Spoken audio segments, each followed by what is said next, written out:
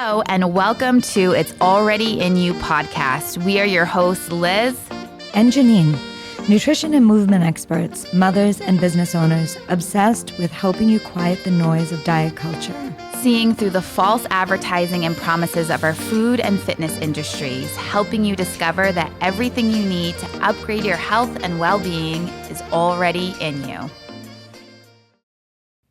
Hey everyone.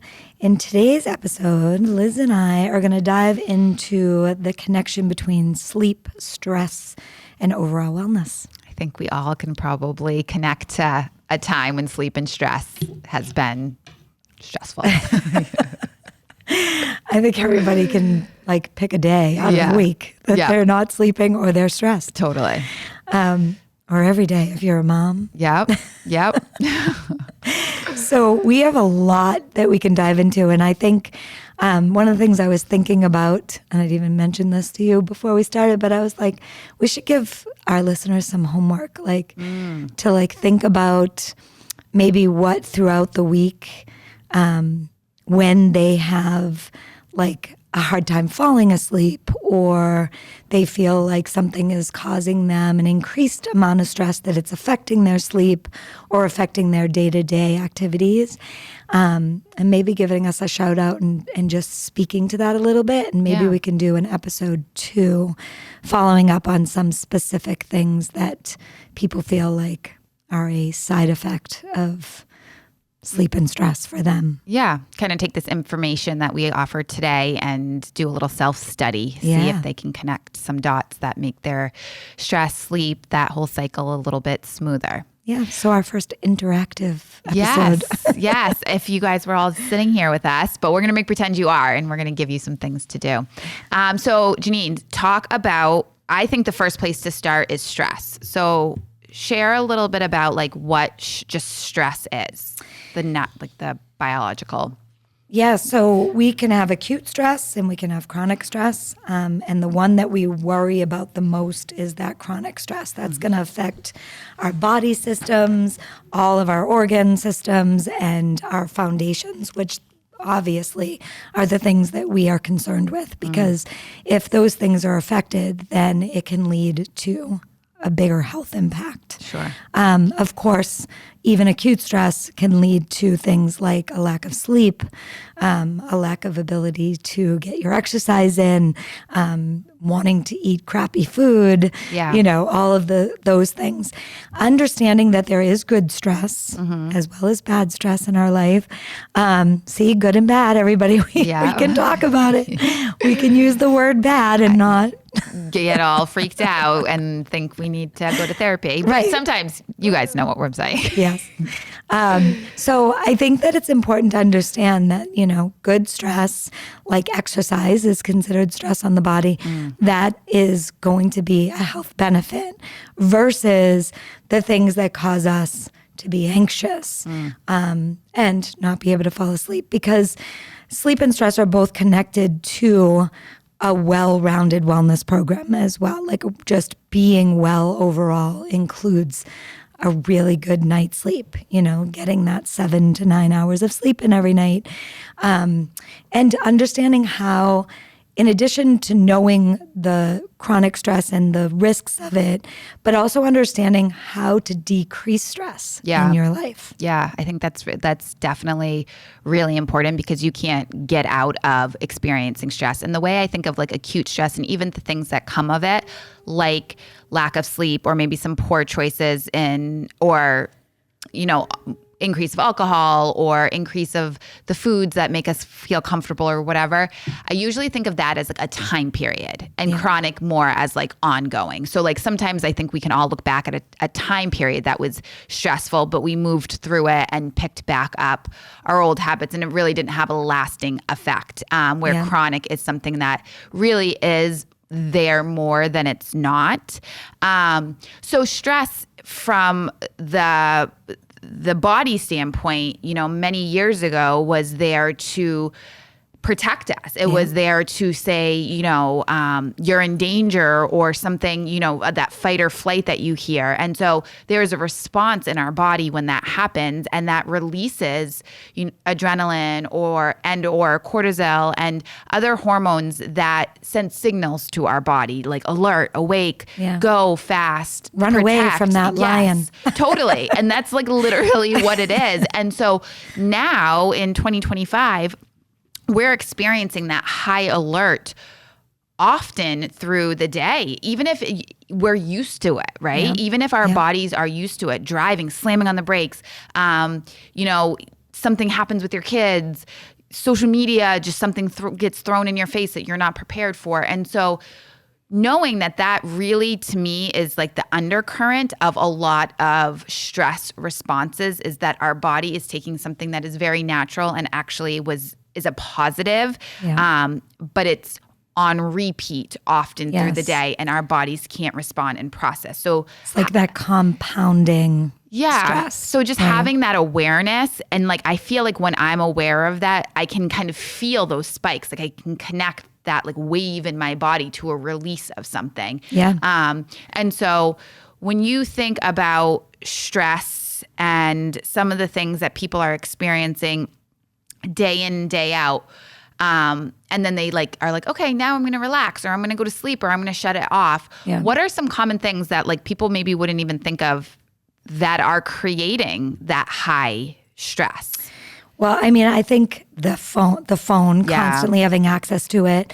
And like you said, and I think it's important to bring up like allostatic load, where is that cumulative compounding amount of stress. So like Liz said, when you get in the car and you're thinking about your sick kid or your parent that needs something, or, the amount of time you have to work in the day, and someone beeps because you don't go for the green light, like that is a stressor. Yeah. And then you can't get to the gym and you're stressed about that. And then, you start making bad decisions throughout the day, and then that stresses you. And then your boss is upset because something isn't on his desk that was due, or, one thing after the other, and that cumulative wear and tear on the body.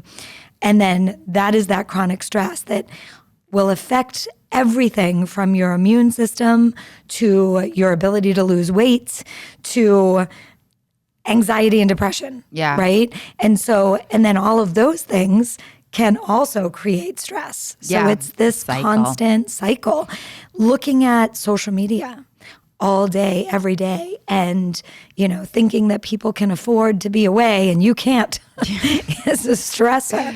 Like, and you think like, you're looking at these happy things and they're going to make you happy, but in the back of your mind, they're causing you like, well, when can I do that? And why am I not doing that? And why does their relationship look so good? And oh my goodness, their kids are like these like celebrities. They're, an honor society. They play all these sports and my kid's not doing that. And, so there's this constant, like, just these variables that are like just constantly being thrown at you all day. Every day. Yeah. Like turn on the news, like any of that stuff. And so when you think of stress, and stress is a response in the body to something. And so when we feel that stress, we want to make it go away, right? We don't want to be stressed. So some things that often people do when they're on high alert, tense, stressed, is often not manage their stress. They pour that glass of wine at the end of the day because they've had such a day, or thinking that that's going to make them feel better. Or they just like, I got to sit in front of the TV and Netflix it out for a couple hours, and not move my body because I'm just so over like stimulated, or, I need to just shut off the world and have no connection or communication or talk this out or whatever, which we all have those moments, like, or grab the comfort food. I have no energy, so I need to grab something that has some sugar in it or some carbohydrate or whatever to give myself this like false sense of energy, coffee, so on and so forth. Yep. So those actions, so we have a feeling, we have a stimulus, it creates a feeling, and then we try to solve that feeling, support that feeling, diminish it by actions. And that's all the ones that I just listed are very like American actions. And so when you start to do those things over time, then it sends communication to your body, like you were saying, like, you're not going to operate efficiently. You're not operating in the way that you were designed. So then we find things like digestion, bathroom habits, sleep habits, things that are immune function, getting sick, systematic things in our body now start to respond. And it's not so much the stress. Stress definitely impacts it, but it's the actions that we support the stress with. Stay up all night, scroll on our phone, not get enough hours of sleep. So those actions then create like systematic like downfall. Can you like? Yeah, I mean, just even thinking like, and like you said, cortisol levels go up, and then your adrenals are producing that cortisol, and all of the systems are connected to that hormone. So cardiovascular system and nervous system and all of the systems that regulate your body to function properly are going to be affected. And I really don't think that we look at it like in that big picture. So taking a step back and thinking, how can we then work on this ourselves? Like, what can you do to help you every day to decrease that load on your body? Because then as you decrease that load, or you're more aware of when that load spikes up and you have actions that are supportive, then you're going to start to see like, oh, I'm not feeling so drained, or I haven't been getting a cold every couple months, or I have been able to sleep more. So specifically, let's talk about stress and sleep. So sleep is something we need. It is something that when clients come to me, it's one of the first things I ask them is how much are they sleeping consistently? Because that's when our body really rests and restores and rejuvenates, and it has a time. It has built-in fasting from food. It has, we just can kind of shut off a little bit. And if we're not doing that regularly enough hours and quality sleep, then we're going to wake up the next day and we are already going to be like a couple steps behind. That feeling when you wake up and you're like, shoot, like how am I even going to get through this day? Like already from the gate, you are just like, it doesn't seem manageable. And that starts that cycle of then choices that you make. And so sleeping, if you were to give some people some insight on like what sleep really does for your body, like why it is so imperative, because I think it's one of the last things people think about. Like when they're like, okay, I'm going to get myself in shape, or I'm going to work on myself. It's like fitness, diet, but stress and sleep, we don't think about it. And if you think about it, if you're under stress, you're having a hard time sleeping. Right? So there's like so much interconnectedness there. And I think that people know that they're recovering in sleep, but not realizing how much recovery is happening during sleep. And, even your alarm clock going off in the morning is like the start of your stress, right? And then you hit snooze and you're like, I just need 5 more minutes. And that alarm goes off again. And then you're like, And then you start to think, oh my goodness, and I'm starting late. And then, it just is a like domino effect of this ill effect of the choices that you're making from the get-go. And if you're like me, you're nervous that you're not waking up, so you have it on the loudest volume possible, or you're putting it across the room, so you have to jump out of bed to go run and shut it off, right?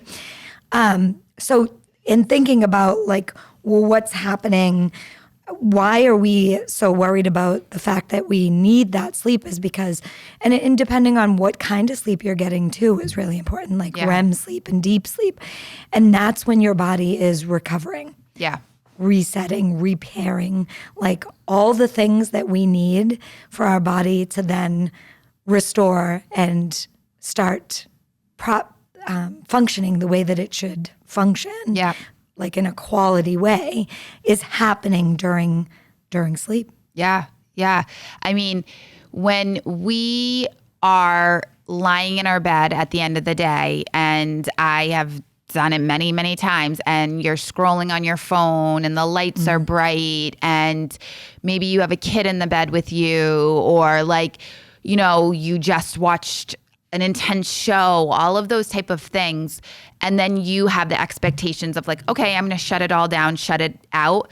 That is kind of setting yourself up for a struggle. It's setting yourself up for tossing and turning, and maybe your mind wandering or just feeling unsettled. So there is something to be said for like sleep hygiene, for sleep practices, for your room that you're in, for the things that you do before you go to bed. And so if you are anybody, but definitely if you are someone that struggles with sleep, those are really relatively simple things to do. However, the things, and we'll talk about them in a second, are asking you to step away from maybe some things that are of comfort, of a level of addiction. And I say that word because often people are on their phone, drawn in.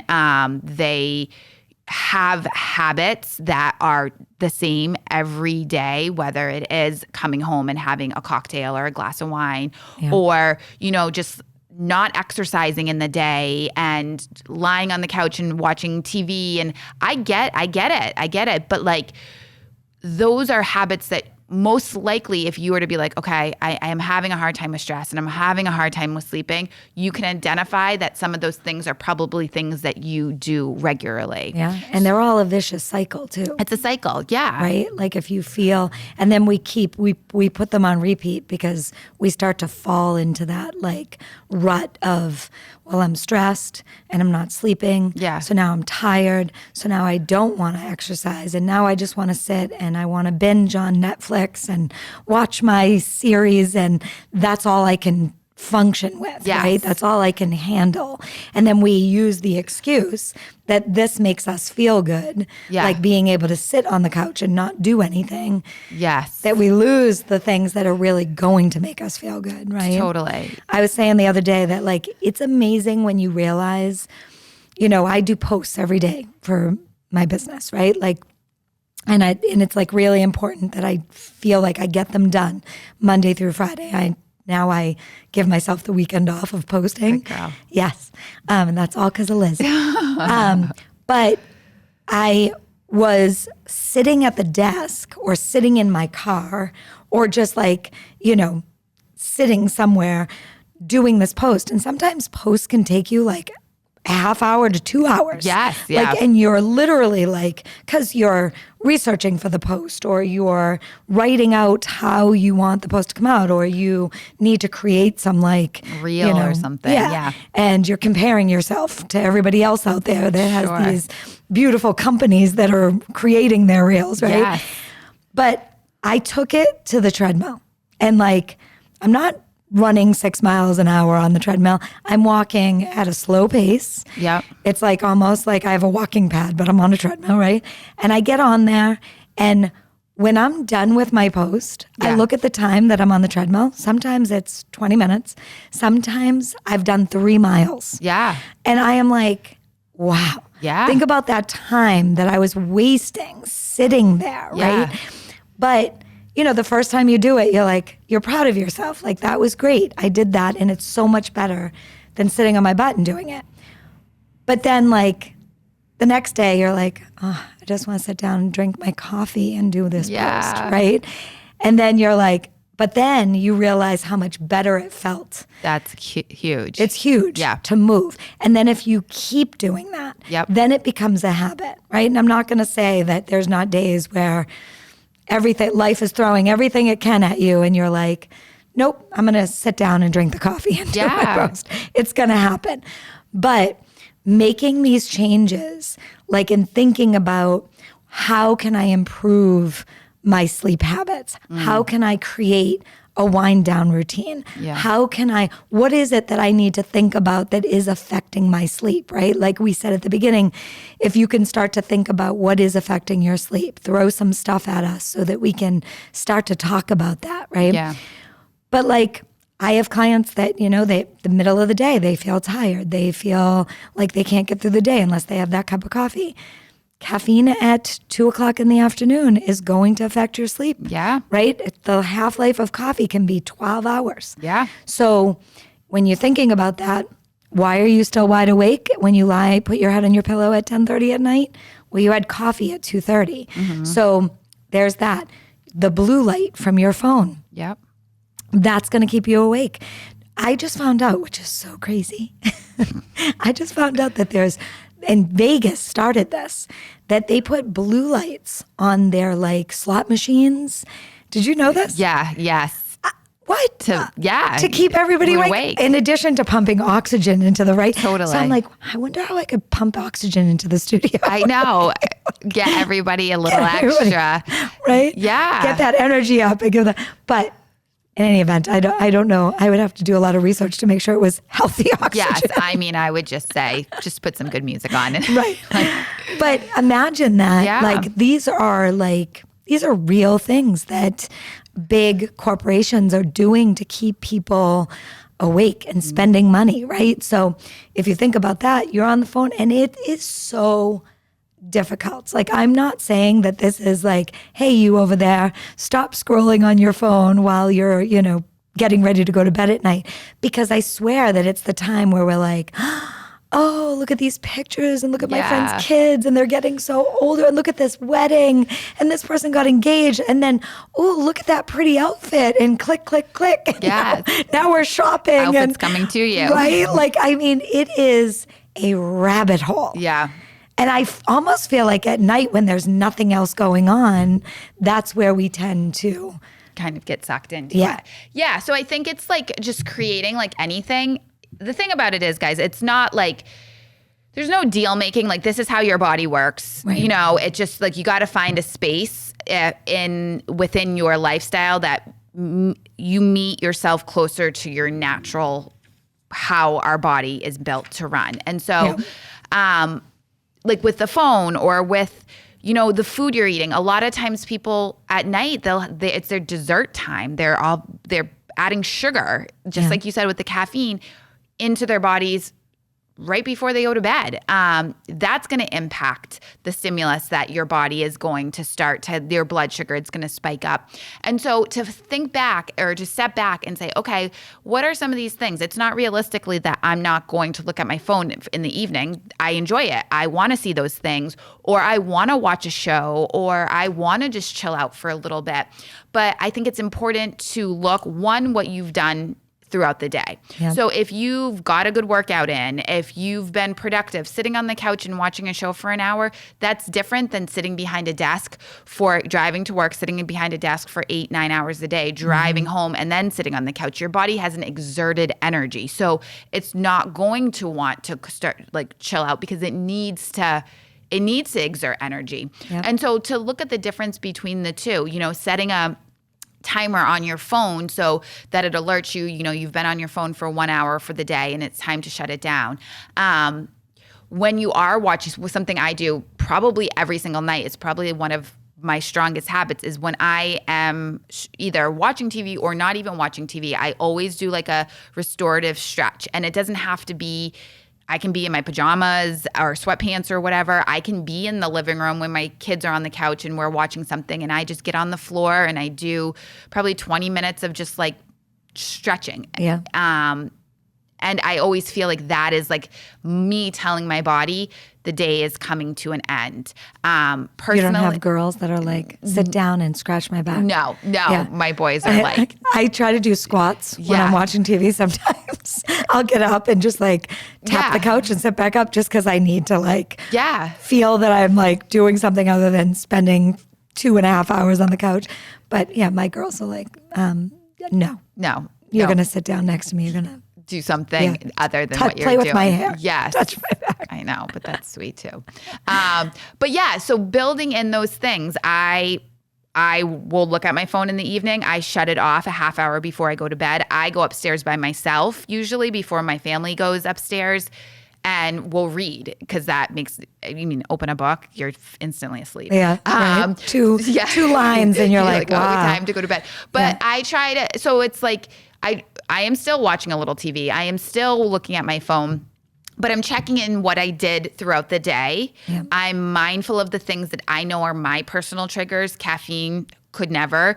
If I don't move my body in the day, I can feel a difference when I go to sleep. If there is acute or if there's stressful things in the moment going on with myself or family or friends, I try to practice like just mindfulness and positive, like, what you can control and what you can't, because you can easily spin. And so practicing just like self-talk and resetting as many times as you need. And I think calming your system down before you go into bed, whether it's breath work, stretching, meditation. And again, if you are someone that struggles with sleep, that commitment needs to be higher. That you depend, everybody's days look different. Everybody's lives look different. Our load of life is different. I know a lot of women who are going through perimenopause and menopause, and sleep disturbances and lack of sleep, quality sleep is a huge symptom. And it goes directly back to the hormone release and to what is going on internally in your body. And if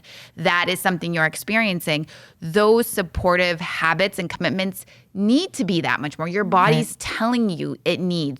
There's internal stress going on by, systematic changes that it needs even more external support. Oh yeah. And like anything else, like I feel like, the weight gain and all of the things, that the lack of energy and all the stuff as we get older that changes. Like I was a sleep magician. Yeah. Like I would put my head on the pillow and fall asleep. Yeah. And I could sleep all day. Like if I didn't have to get up for something, I could have stayed sleeping for like days at a time. I was a good, like pans smashing over my head. Like I was a good sleeper. Now, like in this time of my life, I like wake up on, like a whisper. Like I hear a crack in the floor and like, the heat turns on and you're like, oh, what's going on? Yeah. And so like definitely as you get older, that changes, and you have to create these habits that are going to support a better, stronger, healthier sleep like pattern, right? And I think creating those habits, not only do you create them and start to see what works for you and what doesn't work for you, but you have to commit to them and do them the same every single day. Yeah. The one, like, thinking about wind down routines, because not only does it help you with sleep, but it also helps you with stress. Yeah. Because if you do something meditative or mindful, I think one of the things I'm hearing like from experts across the board right now is get your phone out of your bedroom. And I really want to do that. Yeah. But right now our phones are our alarm clocks, which is terrible. And I'm also like on high stress because it's near me. Yeah. Like that is even a stressor. Yeah. Right? In our lives, like knowing it's right there. If it blinks, right? You gotta look at it. Yeah. If you hear a click. So then you put it on do not disturb. Then you're worried that it's do not disturb and the people that need to get in touch with you Totally. can't get in touch with you. So that's a stressor. But getting your phones out of your room, it's going to take you a bit to figure out how to do that. Yeah. Right? Nowadays, because like you use it as an alarm. You use it, it's probably your only phone in your home. Yeah. A lot of people don't have a house phone that rings anymore. So thinking about that, thinking about the going to bed at the same time and waking up every day at the same time is a great recommendation. But how? Like, that's one of those things that's really difficult for me, because when you don't have to get up the next day, and that when it rarely happens in your life, you're like, woohoo, I'm going to like watch something late, like, late night show on TV or whatever that I normally don't get to watch, or stay up with my husband because he usually stays up a little bit later, right? And then when you do that, then you want to sleep in a little bit more if you can, and you don't have anywhere to be, which your alarm doesn't have to go off. And it just feels good to not have to wake up with that alarm. Yeah. So how do you feel like, but like that's my biggest one. Definitely it is like going to bed and waking up at the same time sets a rhythm in your body. And I think that it's said within an hour buffer. But I love sleep. I sleep, and I think part of it is I'm a personal trainer. I'm up every morning at 4:30. Like I need to be in bed early. Yeah. I don't care. Like I shut it down. I'm just like I am in my bed every day before 9 o'clock. And I love it. And but I also like I use my phone. I think once you have kids, it's hard to not have your phone nearby because you and even like sometimes with my parents, they're older. Like I don't feel comfortable. So I put my phone underneath my bed. So it's plugged in, but it's under my bed. So I can't see it light up or anything. Yeah. I could hear it if somebody called me. I couldn't hear a text, but like if someone called and there was an emergency, I could hear my phone. And then I can hear my alarm. But I have tried it on my bedside table, and even if I put it on silent, I'll hear it vibrate. But I feel like for myself, like when I come off of a weekend, like if I do have a sleep in or I do have like it's like a big buffer, there's a wider window than that hour, I feel like I then start the week feeling like I'm like dragging my butt, that I'm not, that I feel like I'm like dragging behind. And so I do think that's like a proving kind of thing. Like I went off course and now I'm feeling the kind of downfall of that. So I do believe enough sleep, I think for most adults, 7 to 9 hours is where you want to be.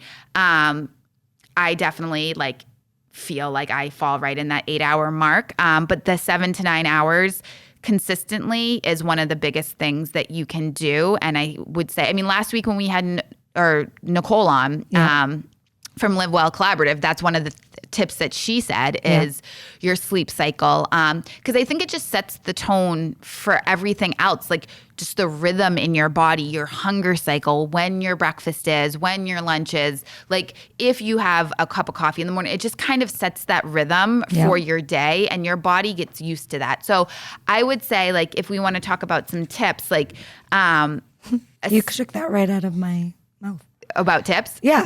I was thinking it as you said it. We need tips. Having sleep time within an hour buffer the same for the time you wake up and the time you go to bed. Another tip, I'll give one more, is a bedtime decompression routine. So I would say some sort of breath or some sort of stretch work. Allow your physical body to kind of soften and begin to turn off. Yeah. I would say avoid eating too close to bed and think about like the way your circadian rhythm, how it starts to get dark and the body should be done with food at that time. That way all the digestion and all the processes that your body does, you're not up in that high level functioning. And then physical activity, try not to engage in physical activity too close to bedtime. And if you're going to, more of a mindful stretching. Yeah. A couple tips on stress, decreasing stress. Practicing mindfulness and meditation obviously is going to help reduce those cortisol levels and help manage stress response. And then I'm, of course, going to say exercising throughout your day, every day, is going to boost those endorphins, which help with your mood, and they reduce stress. You have unbalanced diet. I'm going to throw a bunch in if you don't take over. Yes. I would say for chronic stress, for sure, it's finding yourself some support. So whether it's therapy, someone to talk to, whatever is going on in your head and in your life and your heart, to find an outlet where you can feel like you're moving through that. That looks different for everybody. Yep. But I feel like if we can get some of that out of our head, out of our like internal being, we can start to process it, release it, forgive it, whatever, understand whatever that is, or even just like make an action plan to make some changes, whether you're in a job that you don't love or a relationship or whatever it might be. When we start to like open up to that and release it, usually change follows. And within that change or those shifting of decisions, we can release the things that are holding us back, stressing us out. Yeah. So I would definitely say take a look at that. It's really hard to hold a lot of high stress. Again, whether it's a job, it's something tragic in your life, being a parent. It's hard to hold on to that without having some sort of support or space to share in that. It can be going to a fitness studio and having a community of people that are similar to you and just having a space to release. Yeah. It can be joining a club or a group or a book club. It doesn't have to be something this extravagant thing. Right. I always, say to people and to clients and try to say to myself as well, is that, when I am very internal, when I am very focused, when I'm like overly stressed and active service, doing something for somebody else kind of resets the purpose, Yeah. It kind of brings you out of your own self, because stress, not that it's selfish, but a lot of times we are thinking so much in ourselves that if we can kind of step out of our own being, we can get a different perspective of maybe what is really, really real and what we're kind of intensifying by just spinning in our head. Absolutely. So I would say that. One other thing that I want to say in terms of the bedtime is, for me, alcohol is like, especially this stage in my life, like I don't really drink much anymore, but like when I do, even if it's like 1 or 2 glasses of wine, like I sleep terrible. Like Yeah. I wake up with that little like buzz of anxiety. I'm going pee. I'm like, I just feel very unsettled in a broken sleep, even with just a smaller amount. And so, I do believe that there are a lot of people out there that have a glass or 2 of wine or two or beers, and it's. I'm not judging that, but there's something that happens internally in your body when you do, and so I think that contributes to a lot of broken sleep. Yep. For sure. Yeah. I have a couple more on stress too, is declutter and organize. That's a big one for a lot of people. If things are just out of order and it really does help to do a little organizing and do a little decluttering of your space, and time management, I think is a big one, which we talk a lot about, putting things on your calendar. Yeah. So we know that, but sleep and stress, they interconnect a lot, and we want you to prioritize those to help you improve your overall wellness. So we hope you got some tips from that today. Yeah. And Jenine, we've talked about her Live Better journal, and that has also sleep and stress kind of like logs or templates that will help to support. So if this is something that like in your head, you're like, I really want to work on this, I know that it's going to benefit my overall well-being, that's something that you might want to look into. Otherwise, like even just like taking notes in your phone, just being mindful of your habits, connecting maybe what you're eating or the time of day you're drinking coffee to your sleep, where you are trying to get energy out, things like that will help you make little small decisions that will be super impactful. So that is your homework, is to take a step back and just look at a kind of a cause and effect, right? What your actions are or are not in your day-to-day life, and how that is affecting your quality of sleep and maybe even in some other areas. Yeah. And we'd love to hear about it. Yeah. And if you guys have questions or just to kind of hear your point of view on this, definitely share those, whether it's through Instagram or email. And otherwise, we hope you guys are sleeping well and not really stressed. And we'll be back soon. Thank you. Bye.